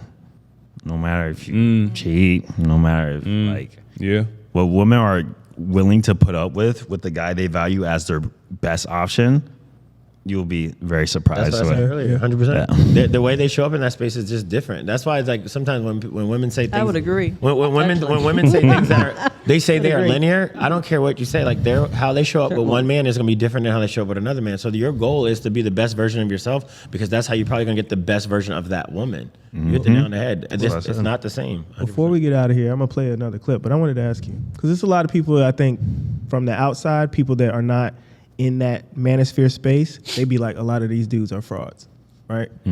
What would you say the percentage is of, like, let's just dispel the red pill community. Like, you have the red pill rage. I'm not going to say no names. We're not going to be that chatty patty. But what would you say a percentage is of guys that are like, they live those raps, that's what they're really preaching, or it's a money grab, come by my program. I don't really live this stuff. I couldn't get a girl for real if I didn't have. Are we talking about attracting women and getting with women, or all like red pill pickup artist stuff, all that stuff, all the different. Gotcha. So what I tend to realize is that, man, it's hard to. I really don't know a lot of people's personal lives personally, but I would say that a lot of red pill guys or a lot of guys that get with a lot of women, they always have some sort of main girl. Like they always like seek what's the word? companionship with at least one woman long term, and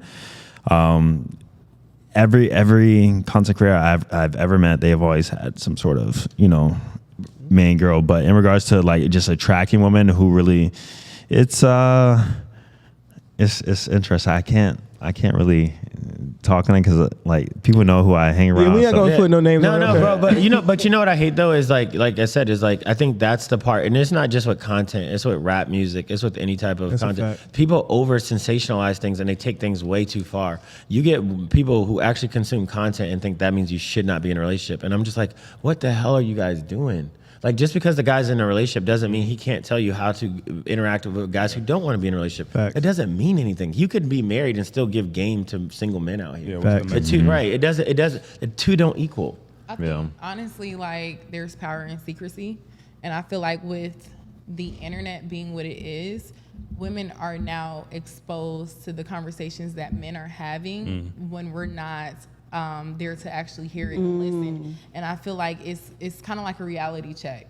And to realize that a lot of us, or some of us, or everybody's not hitting the bar. So it's like, damn, where do I stand? Where do I stand with my man? Where do I stand with these men that were of my past? Or is that why my ex left me? And you start wondering, you start self-reflecting, where am I falling short?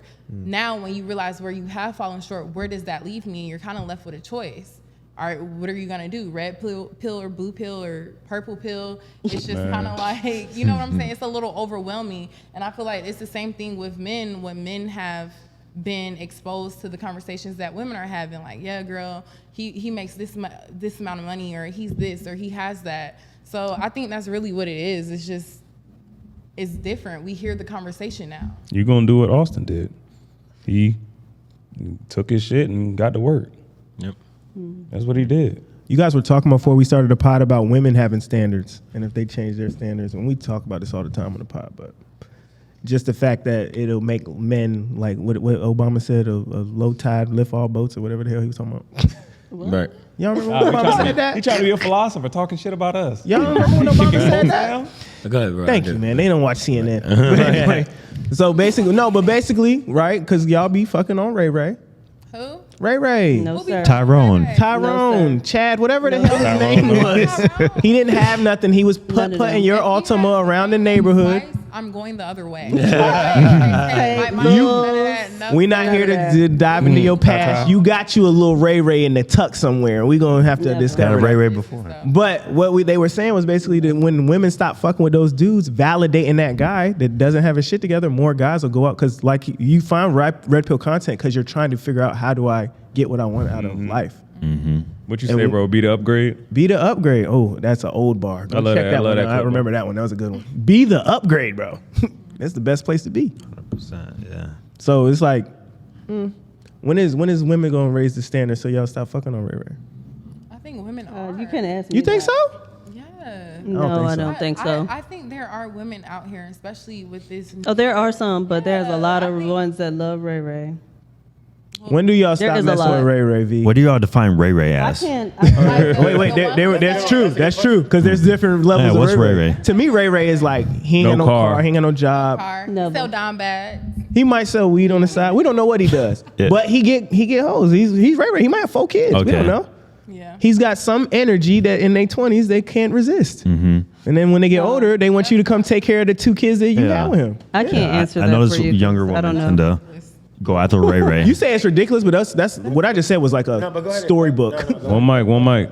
Yeah, I was gonna say I noticed younger women tend to go after Ray Ray, as you're kind of suggesting, and then after they get to a point where they realize how Ray Ray ain't gonna provide what I actually want, like I'm getting to the point where I kind of want a family, I want security, I want provisioning. Let me go look after the guy who I've been rejecting the past 5-10 years, and circle back and check him out.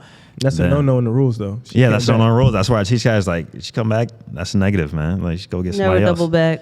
Yeah. How many circle backs have you had? Oh, after Chicks from high school, chicks from college. Yeah, spin the block on him, bro. Yeah. Oh, How I many lost came count. back around? Look, I I lost count. It was like Is that Austin on YouTube? Yeah. Nigga, 800,000 subscribers. I ignored him. Yeah. Let me slide in his DMs and see Don't what get he's it talking twisted, about. man. I still have the hashtag business meeting, but that's about it. You leave him on red? No, I mean, you know, He ain't got time to look. You're still I don't leave him. I schedule. Nah, You don't what know you do? that. See, Austin, he's a gentleman. You still gotta get that nut.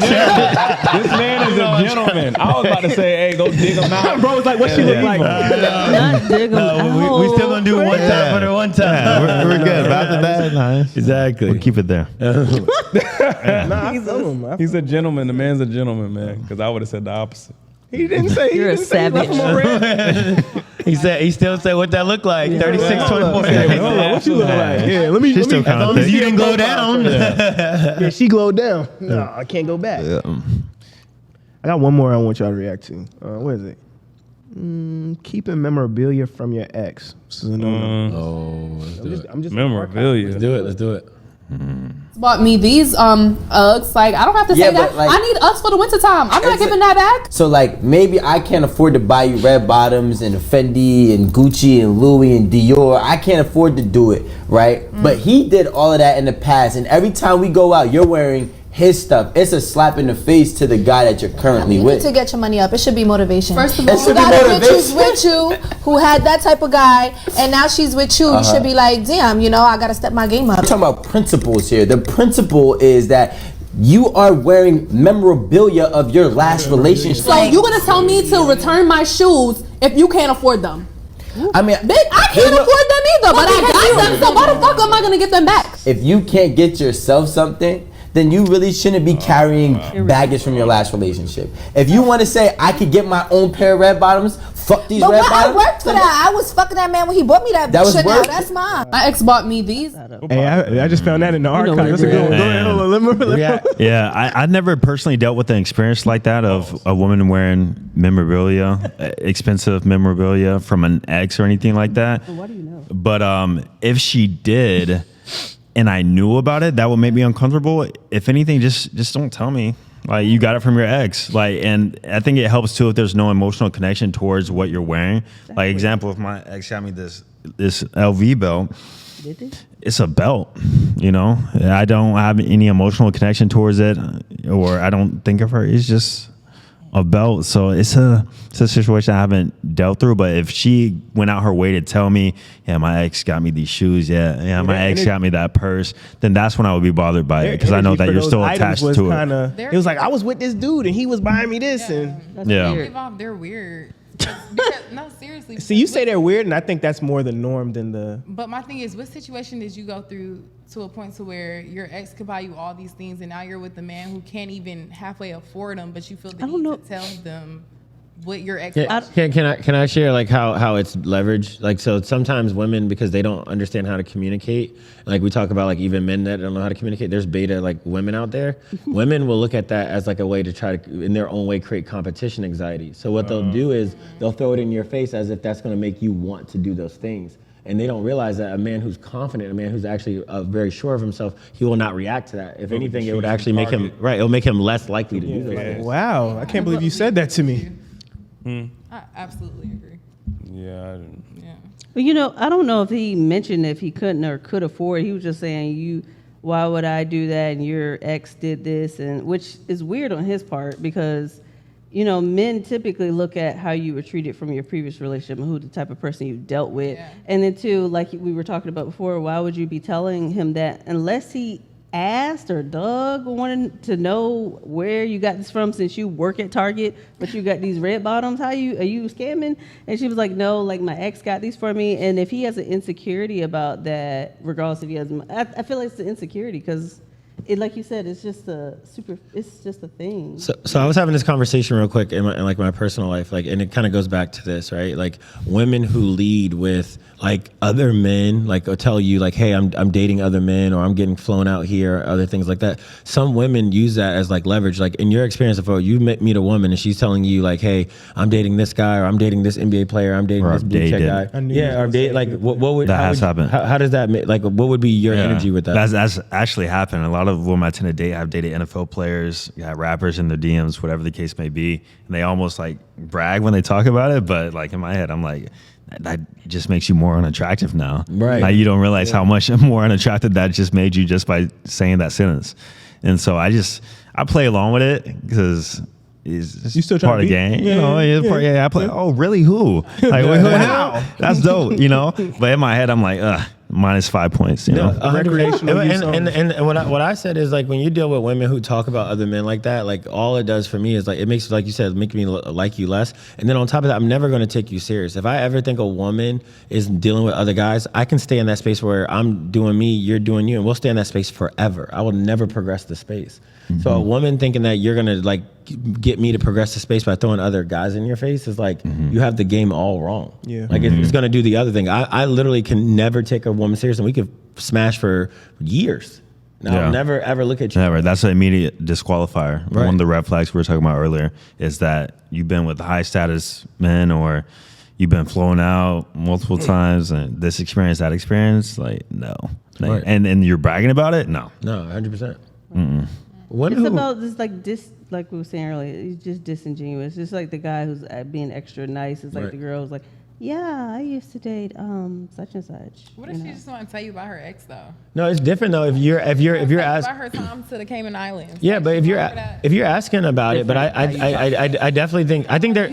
But you know what's crazy? Like, it's kind of like the same like things you guys probably know about guys. Women who really are in that space, they don't really need to talk about it. Right. You know what kind of woman you deal with just because of how she's gonna show up. Right. Mm-hmm. Yeah. Imagine if you had a guy who bragged to you about how many women he can get, how many women are in his DMs. Right. Exact same thing, right? Right. Yeah. I could get any. I can Without get you out asking. my I face. thought that makes you more as a man. It makes you more attractive. To know Without that. talking about it. Oh, okay. So it has to be like subliminal. No, but you know what's the best though? No, I'm telling you, the best is when the women's friends or people around them validate you. They know it. Mm-hmm. It's the best way for women to know it without you saying it. That's when the W. That's why I say if you have your shit together and you walk in rooms or you just have certain things, women will collect the data points and go, oh shit. This guy can get any woman that he wants. Just the way they was talking about the shoes and stuff was just a turn off to me. And It's a thirst. And because women know, women, you guys have date men that you knew that were kind of okay, they were cool, some guys that were cute, and then you also know a guy that you're like, fuck, he's above average. Women know. They know that intuitively, and they're going to show up based on that aspect. We've actually heard women say, oh, I just want to fuck him. Like, you're not doing that for fives. At all. You're not doing that for pity. Yep.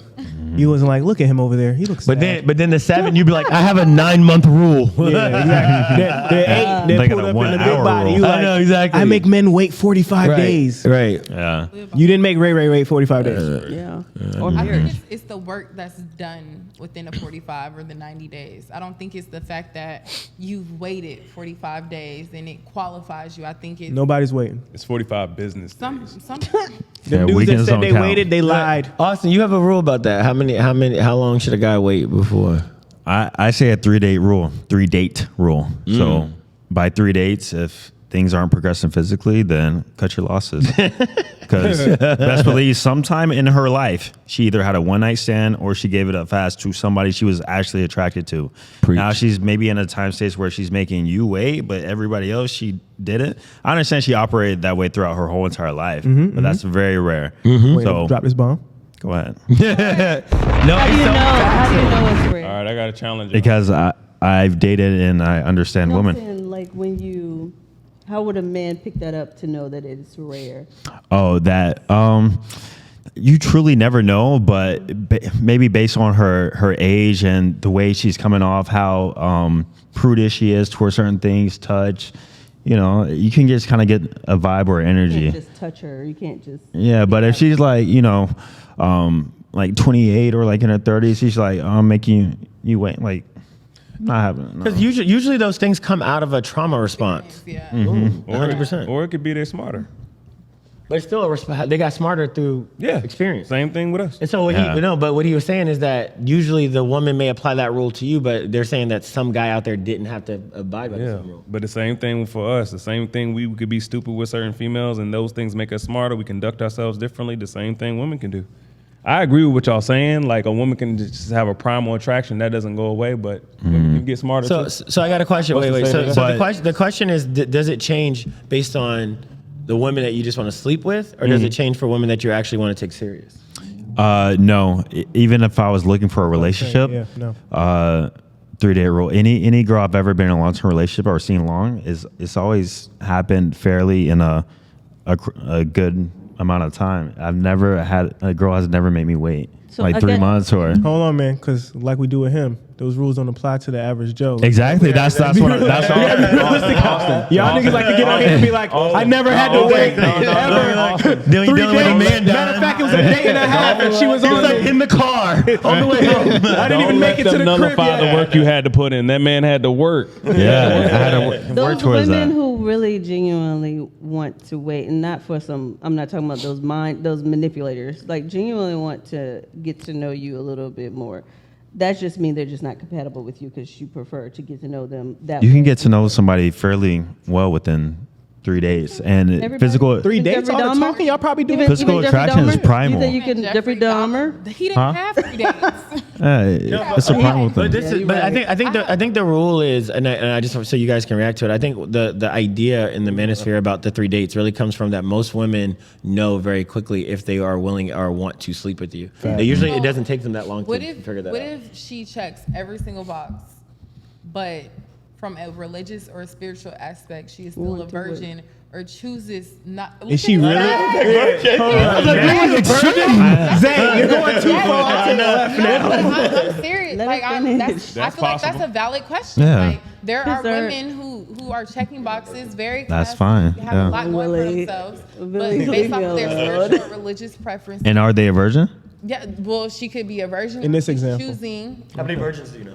Stop. No, I want to know too now. If she's a virgin, it's fine. I know a couple of virgins. She's a virgin, is fine. No, honestly, if you had a daughter and she had sex one time at 19 and she decided not to have sex for a long time and most guys wrote her off, you know, and she's now 29, and you be like, nah, because you had sex when you was 19, you better give it up. You're not, you know what I'm saying? Like, You come guys on. in these What is your anecdotal one-offs, No, though. because there's a lot But that's of not women the. like That's that. not. No, it's not. But I guess what he's saying is That's unfortunate. You can respect It somebody's is. decision and still say they're not for you. Is that Yeah, that's is what I that said, a red psychopath. flag for you? What's the circumstance that she's She's a virgin, or she chooses not to engage in sex anymore based off of her religious or her spiritual if preference. she's a virgin, that is fine. If she has done it in her past at all, not for me. What? Because But I'm not. That's his preference. I don't That's judge. his I don't preference. judge because that Gotta just respect means you're it. not compatible. And a lot of people take offense to when somebody is not compatible. Yeah, because that's ego. I told Yeah, y'all. that makes sense. Ego will tell you that you are universal to everybody and you should be attractive to everybody. That's not the case. Yeah, I think it comes with having the quote unquote abundance mindset too, where some guys, if they're in a scarcity mindset and they usually don't get a lot of women like that, they'll be more than willing to wait. But for me, knowing what I'm capable of, I wouldn't. Why would I wait? Like, And see, and even with that, Knowing what I'm capable of. Know what I'm capable of. know what I'm capable of. I'm a sniper out here. I don't gotta do that. I don't have to live that life.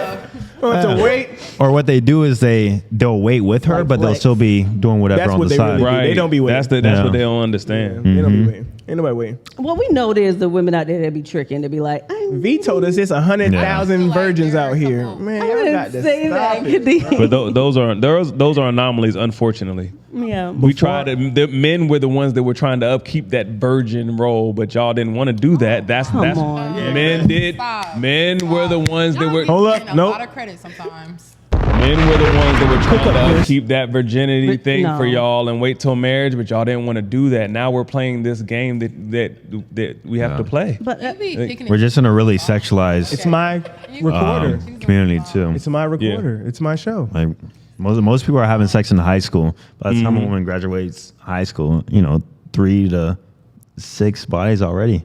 Right. Yeah. And I went to high school with them. I'm Yeah. telling y'all. So, they you was know, catching they really bodies aren't in between the taught double to- doors. There's some nasty freaks out here. Yeah, they really aren't taught to be modest and One be mic. virtuous until it's too late. I missed a lot of Some women class have a behind these history. hoes. I'm trying to tell y'all. Do you feel like a woman can change? You got to give her that space to grow. Same way you. I don't had gotta your glow respect up. her change. You had your glow up. No, you can had have- your glow up. Maybe no, but she'll have her glow up. You can Is she of course- 40? What? Now time has passed. No, I'm saying like some extreme. females She in glowed high up school already. may have had that reputation Yeah. and then came into their glow up. You can, I'm not you getting can, with the school thought. I have not none. always I don't care if you. Most of them do have. You kids. can, of course, respect a person's glow up, but Before- you don't have to be with them. Yeah. Like you can do both. Me respecting your glow up doesn't mean I'm gonna be with you. Honestly, and me respecting your glow up can very well be me not wanting to be associated with you. Gotcha. That could be me respecting it. I'm not Yep. gonna try and talk you out of nothing. Yeah, I'm not gotta gonna try and love your talk you glow out up. of your weight or That's how love, long you want to actually. wait. And That's you love. shouldn't want to talk me out of my 3-date rule. Said 3 dates, and he probably communicate. He might. I don't know if you communicated, or it could be. You be telling them they got 3 dates?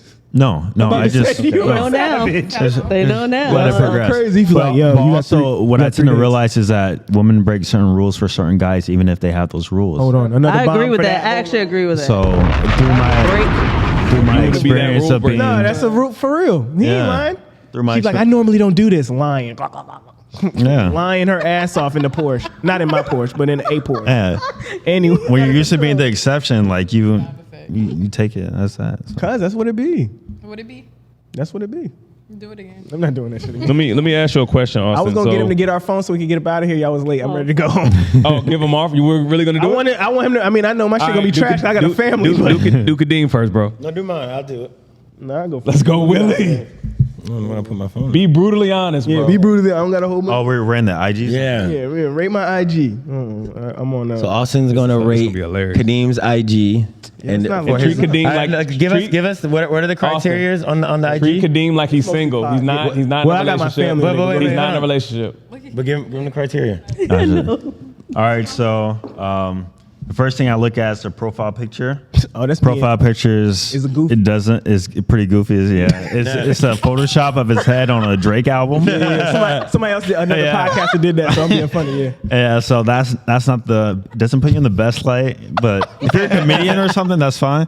Then I look at ratios, follower to following ratio, because a big demonstration of status and like who you are is your ratios, though it is a bit stupid. Some people may look at it. It's pretty important. So you 2,400 followers, 1,500 following. That's a fine ratio. Usually I look for 2 to 1. I'm gonna do better. Keep rating me. I'm gonna get ready to be ready outside. Now we Not look really. at the bio executive producer. This stuff should be putting you in a good light or demonstrating higher value about yourself and what you bring to the world. So executive producer, that's good. Follow just another podcast, man. Okay, that puts you in a good light. Tells what you're working on. And then your actual post itself, It's all pods. not too good, brother. No, I already know it's not good. Yeah, boy you got a goofy. I picture got a of family, bro. only your car.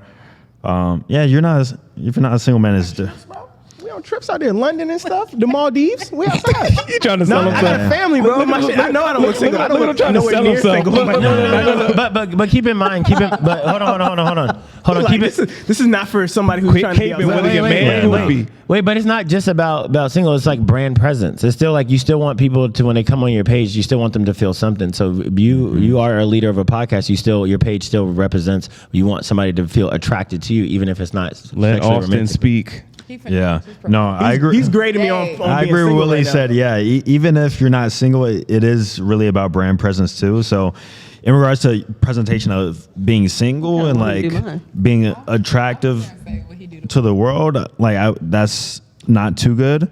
But in regards to the podcast, you do post a lot of podcast clips. You do showcase some of your lifestyle and outfits. You do show your family. So overall, it's not bad, but I do feel like your timeline can be a bit more organized. It's a bit scattered and all over the What I need place. to do? What I need to do better? Are you doing? I don't really post on my page no more. It's Austin, are you doing the women too? I want to go. They turning their phones on, bro. I mean, I You don't want to offend. Do one more. I can I'll do take it from another perspective, meaning if a guy looks at you, is what he would think. Yeah, I can do that. Yeah. Okay, What hold on. I need him to tell me what I need to do. You said I need to make it more organized. Tear More her organized. apart. I got you. Tear her Okay, apart. There we go. Wait. No hard feelings. Zanny, okay, 1,300, 500 following. For women, I look for the opposite. So I look for low status. I look for not following a lot of people. Like the complete opposite when it comes to for males. Yeah. Funny enough. So I don't see any bikini pictures. That's good. I don't Okay. see any thirst traps. I don't see. You're in the military or are in the military? I'm in the military. Active duty? Active duty? Yes. Okay. So, yeah, I see that. And her Instagram's fine. Oh, I would look at it. Really, no red flags. None at all. Yeah. Oh shit! Yes. He trying to be nice. He being nice. He being. I clapped. He being nice. Let Willie go. For that. Let me. Your phone's on the floor. Look, now he can't find his phone. All right, we got. Is it Lorraine? Oh, yeah. Okay, Lorraine. Followers 614, following 613. So that's about even. I like that. Less than 1,000 too. That's good. We see one bikini picture. You thirsty? Not too bad. We're showing off a little bit of the goodies, but only The 23 goodies. posts and one bikini picture. The rest are just selfies and plants and podcast clips. It's really not too bad. One bikini picture ain't too bad.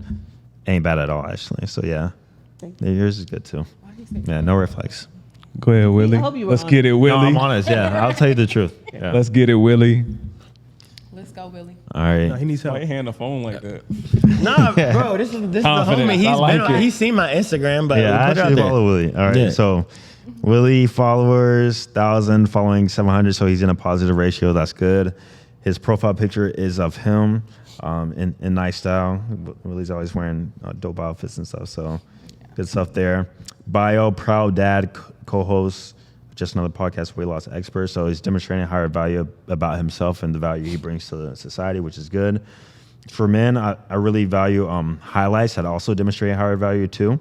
So what I feel like you could have is a highlight of behind the scenes of the podcast, behind the scenes of you working out, like your fitness and your training, and then also a highlight of maybe you traveling. You said travel enthusiast, but nothing represents you traveling. You know, I don't see anything about you traveling. So maybe a highlight of you traveling. In regards to your actual posts, that style and outfit pics are good. I like that. You on the podcast, which is congruent to what your bio said, which is good. Showing your house, your kids, your family. Flex. The only thing I would avoid is posting pictures that are not of you, like posting pictures of just your shoes. Like I wouldn't do that, or anything, you know, stuff like that. Unless you're like a sneaker reseller or something. But instead, to show you in those shoes, and then maybe have a swipe of the shoes by itself. But your Instagram profile, the grid should be all mostly of you, or your family, or maybe a group like this. So overall, this isn't one of the worst I've seen. I already like a 6.5 or 7. I appreciate that. I was gonna. Oh, you ain't put a number on mine, man. 'Cause I'm about to rebrand. Matter of fact, because I told my girl, she sell real estate, right? So I told her, take me off there. Like, ain't no pictures of me. It's all her selling houses, reels, boom, boom, Okay, boom. yeah, personal Right? brand, yeah. Exactly, right? But me, I'm about to just do a rebrand too. So we gonna link. I'm gonna get my shit together. I appreciate it. No, he told me I gotta clean it up. Yo, I mean, coming all the way from Florida, coming to kick it with us, bro. Really appreciate Y'all it. Bro. forgot Of course, about so. man, God. Oh yeah, we got one more. You got one more. I was like, Chris, I didn't know. I'm on the I didn't know couch. Chris is popping. You just want to hear him say that. He a model. Okay. We got Chris, 16K to 1,000 following. That's a very good ratio. So Great that's ratio. like 10 out of 10. A really good profile picture. It looks like a professional headshot, which is very good. His bio, writer, focused and faithful, follow the best podcast, demonstrating higher value, purchased my best-selling book, another demonstration of higher value about himself. Why you so enthusiastic? I'm about to drop a bomb for Chris. So far, it's good. His pinned post is the book that he wrote, which is good. And then the rest of his stuff is professional pictures, him in suits, his family, him out drinking in a nice outfit. You are, yeah. Yeah. The I'm only about to go thing, clean the up. only thing I would avoid is selfies. Let's go. So like posting selfies like that, I would avoid. Chris used to think that was his shit. Chris used to hang his hat on the selfie. Yeah. Eyebrow up and shit. Like, nigga, please. We got some light skin action over here. Let him cook. Yeah, so I would avoid posting selfies just because for some women, it can come off unattractive and feminine in a sense. Even though you're feeling yourself, you know, It's sus. it could be like I would agree. as I some never women take- say, yeah, I like a guy who take posts a lot of selfies because it shows that, you know, you could be too into yourself, you know? So a better way to do that is just show you, let somebody else take a picture of you like that. That's the best sort of picture versus that, you know. I be dolo That's too more much, of a bro. story sort of I be picture. dolo too much. Yeah. Well, besides that, like you do have good posts. I would just avoid the selfies. That's about it. Yeah. Give him a score. Give me a score. Give it Bro. a score with your ratio, your professional pictures. I would say a 7.5 out of 10. Hell yeah, Chris. I didn't get a score. What was my score? I was a 5. High five. I got work to do. Give everybody a score. I care more about the podcast IG, but I'm about to switch. I'm about to be on y'all neck. Y'all ain't even ready. Yo, I'm serious. Is that what people can look look. forward to with your coaching Yeah, and stuff? on my coaching Like, calls, I do live Instagram reviews, and we revamp guys' Instagrams to put them in the Bro, most and he attractive gifted light. that to us, bro. So we appreciate it, man. Man, I'm about to delete all my damn selfies. I'm about to. I'm looking like, damn. I'm taking all. I'm about to have one But- picture. We about to do the But real look, rebrand. man, like all bullshit aside, like yo, like to come in here, help us, do this pod with us today, man. Really appreciate it. Like from day one when I met Austin, he's been super humble, super receptive. Came down to Florida, hung out with us. Every single time I hit him up about any business, bro, you've been always helpful and guidance, man. So on this podcast, I want to say I appreciate you, man. I really consider it. No problem, man. Of course, yeah. I appreciate you too, brother. Everybody do what my baby says. And Like, subscribe, hit the bell.